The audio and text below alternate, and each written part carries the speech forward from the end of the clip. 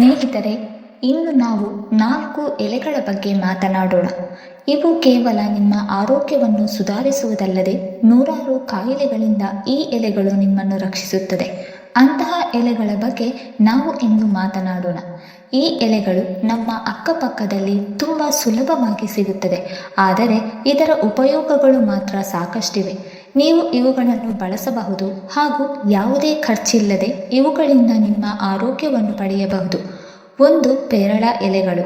ಸ್ನೇಹಿತರೆ, ಪೇರಳೆಯ ಎಲೆಗಳನ್ನು ಆಯುರ್ವೇದದಲ್ಲಿ ಆಧುನಿಕ ಯುಗದಿಂದಲೂ ಕೂಡ ಬಳಸುತ್ತಾರೆ.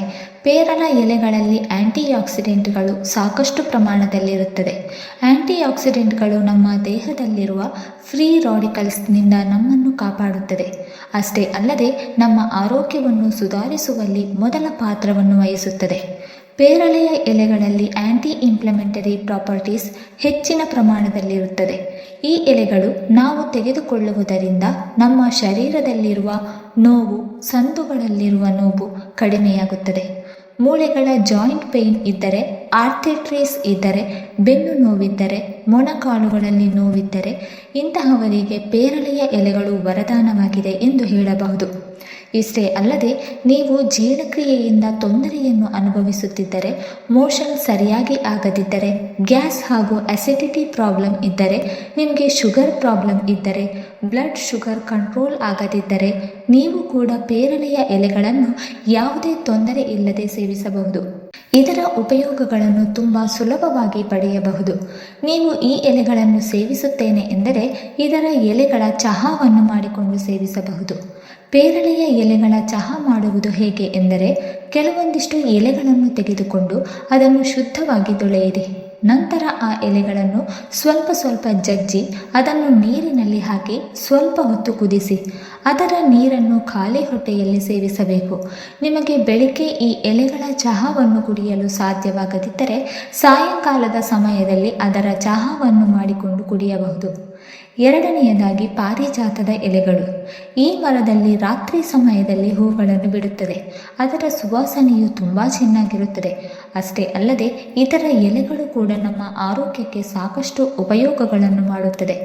ಇದರ ಬಗ್ಗೆ ಈಗಷ್ಟೇ ಅಲ್ಲ, ಹಿಂದಿನ ಕಾಲದಿಂದಲೂ ಕೂಡ ಆಯುರ್ವೇದದಲ್ಲಿ ಈ ಎಲೆಗಳನ್ನು ಔಷಧಿಗಳ ತಯಾರಿಕೆಯಲ್ಲಿ ಬಳಸಲಾಗುತ್ತಿತ್ತು.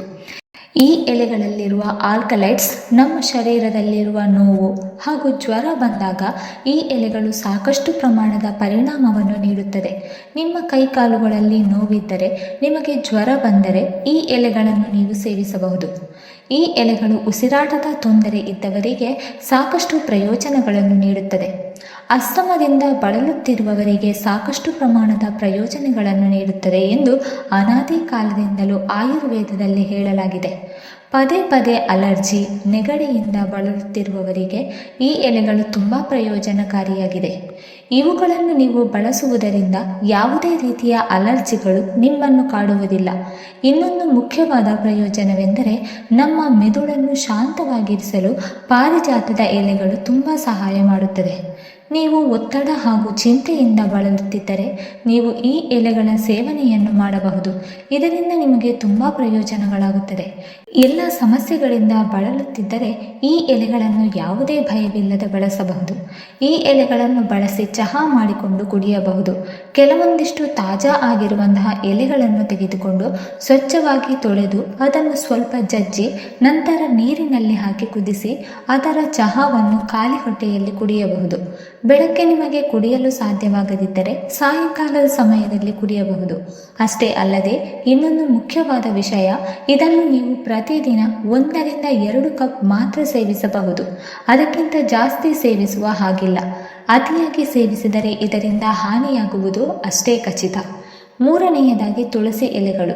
ತುಳಸಿ ಗಿಡಗಳನ್ನು ನಮ್ಮ ಪೂರ್ವಜರು ಅನಾದಿ ಕಾಲದಿಂದಲೂ ದೇವತಾ ಗಿಡವೆಂದು ಪೂಜಿಸುತ್ತಾ ಬಂದಿದ್ದಾರೆ. ಇದೊಂದು ಮ್ಯಾಜಿಕ್ನಂತಹ ಗಿಡವಾಗಿದೆ. ಇದರಿಂದ ಹೇಳಲಾರದಷ್ಟು ಉಪಯೋಗಗಳಿವೆ.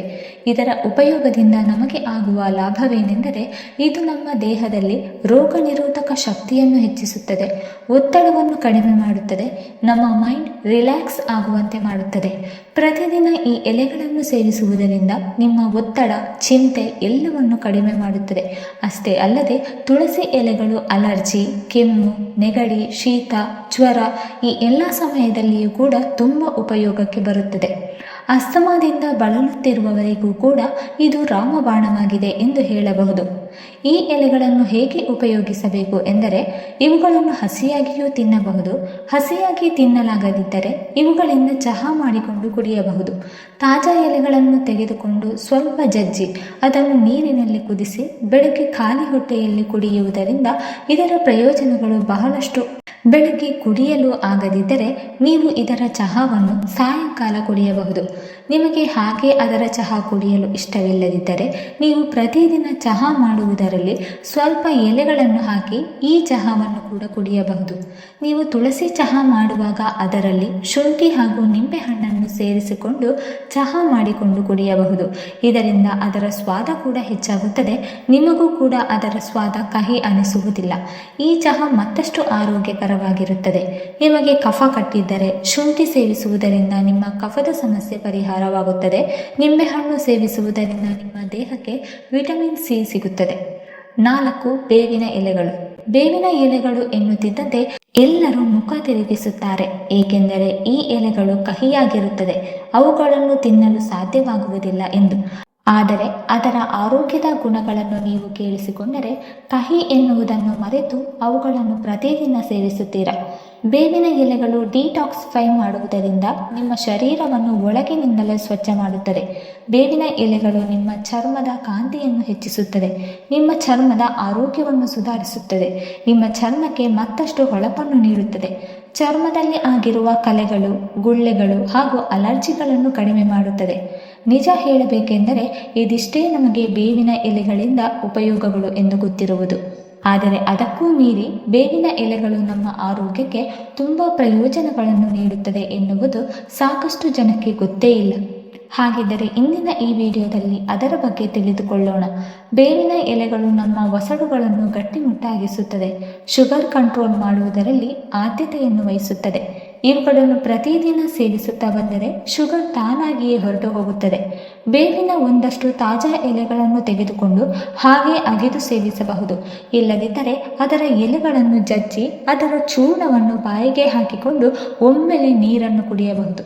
ಅದು ಆಗದಿದ್ದರೆ ಮಾರ್ಕೆಟ್ನಲ್ಲಿ ಅದರ ಪೌಡರ್ ಸಿಗುತ್ತದೆ.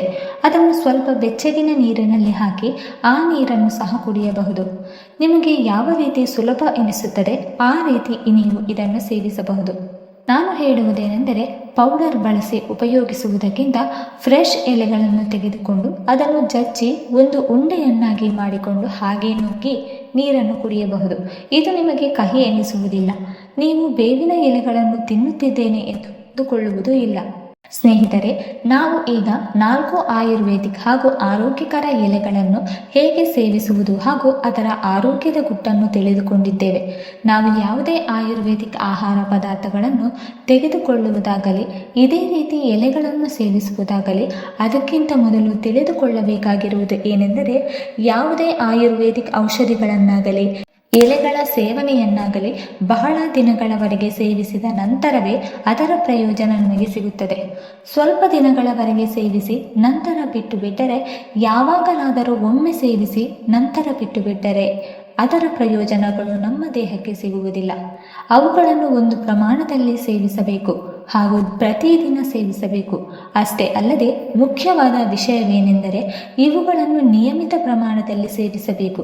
ಅತಿಯಾಗಿ ಸೇವಿಸಿದರೆ ಅದರಿಂದ ಹಾನಿಯೂ ಕೂಡ ಉಂಟಾಗುತ್ತದೆ.